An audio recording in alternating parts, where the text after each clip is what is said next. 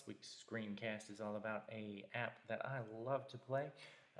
It's a great strategy board game called the First Strike, or AKA the apocalypse that we've all been planning for. Now, how you're going to go ahead and play the game, clearly you're going to download it from the App Store. It's called First Strike, and it's going to walk you through some basic introduction with some great music and score about what is happening with humanity. But what I'm going to do instead is go ahead and walk you through the actual gameplay itself so that you can evaluate if you want to play this game and if it has any value in your classroom, which I think it does. First things first, you log into the game and hit start. Now, the more you play through, the more countries you are able to select as you want to grow your atomic arsenal and wage nuclear war. Now, that being said, you can scroll through very easily and see some of the statistics about each country. Now, these statistics are kind of across the board, whether it's modernization or research or things like that that you are looking at for statistics and tech levels. Now, you can scroll through a wide range of these countries. The game initially loads, you only have a couple of options: Russia, the United States, North Korea, and Western Europe. But as you continue to play through the game, you will be able to unlock more and more countries for you to play. Now, I'm going to go ahead and start as North Korea for you here. It'll be a relatively short game that I can use to show you exactly what happens when you play. Again, I'm going to have 10 enemies selected, North Korea, which is an impossible difficulty. Now, first and foremost, what you're going to do is you're going to be able to see the world. Now, this is a very accurate rendering of the world. And then you're going to be able to zoom in and see your own country and what's going on. When you select a piece of land, you have a couple of options about what you are going to do with that piece of land. First, as North Korea, I'm going to go ahead and expand. Sorry, South Korea, but you happen to be my closest neighbor and the easiest way for me to expand into the rest of the world. What you're going to notice, though, is that some preemptive first strikes are already being launched around the world. So you can see those cruise missiles being launched from Australia and Pakistan and bombing in other places. Okay, so you can see that I have now expanded my little empire, and I'm going to go ahead and start building some cruise missiles. Cruise missiles serve the function of being able to defend your little territory from annihilation, being interceptors for the intercontinental ballistic missiles that are being launched.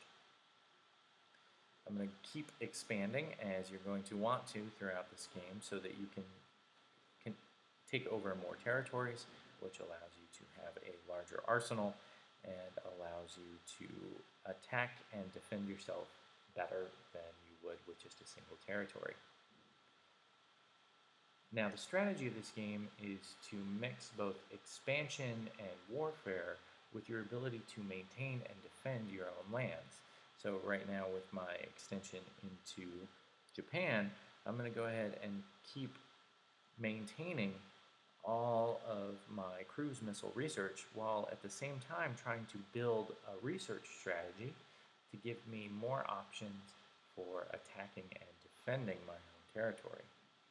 So first, I'm going to go ahead and recon satellite, which gives me access to the entire world map or removes the fog of war.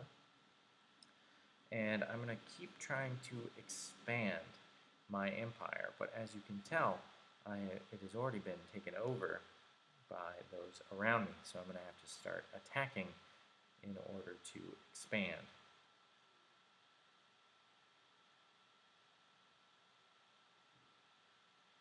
Now, this is a part of the game that is devastating for most of us in that it is a first strike, where a country selects to use all of their weapons to attack a single country.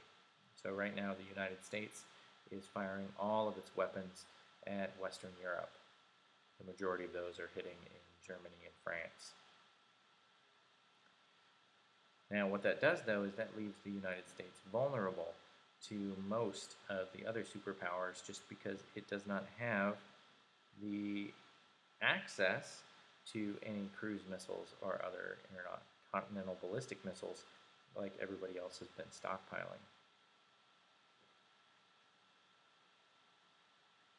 As the game progresses, you will eventually take over more and more of the world as you try to maintain and take over your own empire while allowing the rest of the world to fight and bicker about small conflicts. Um, you can wage war, making sure that you build ICBMs and cruise missiles to take over everywhere else. I love this game so far. I have been really enjoying playing it. It's one of the few games that I actually see myself finishing as an iPad game, which is a big step in the right direction.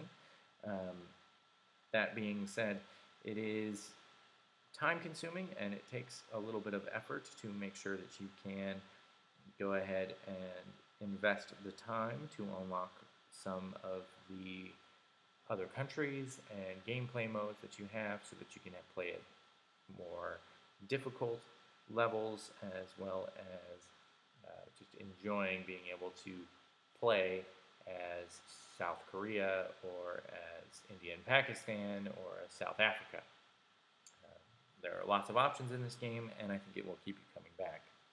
In terms of educational value, this is great for both the scientific approach to what would happen if we were engaged in a nuclear apocalypse, or the social studies aspect of who are the superpowers and what are the struggles and benefits of being each superpower in a nuclear arms race. So if we look at it right now, North Korea is able to, in this game, take over a small sampling of the world because it's not been monitored by other states. In other playings of North Korea, with fewer countries to play against, you'll find that actually North Korea gets annihilated very quickly by the United States because it's a small geographic area and one or two intercontinental ballistic missiles will wipe out the entire country. So as we continue to play the game, teachers and students can look at the politics of intercontinental ballistic missiles and the Cold War and what fuels this continued arms race with all of our nuclear weapons. So I think this app has a great use in the classroom. It, again, is simple, and being able to guide it with your own students is the way that I would recommend. It is not going to be something that you just simply say, okay, go play and learn by osmosis. You have to guide the learning that is happening in this and point out some of the flaws. Like there is no terrorist activity that can go in. You won't find backpack bombs or things like that that happen. It is all military powers that are competing in this game, which as the world changes will be the real threat from terrorists and things like that will be highlighted, I'm sure, in updates. Again, a great buy if you happen to be a social studies teacher using iPads and want to teach about the social studies and world-changing effects of a nuclear war. Again, stay tuned every week for additional screencasts and video reviews of apps and games that are working in both an educational and productivity standpoint. And if you have any questions, please feel free to reach out or subscribe for any more information. Thanks again, and stay tuned.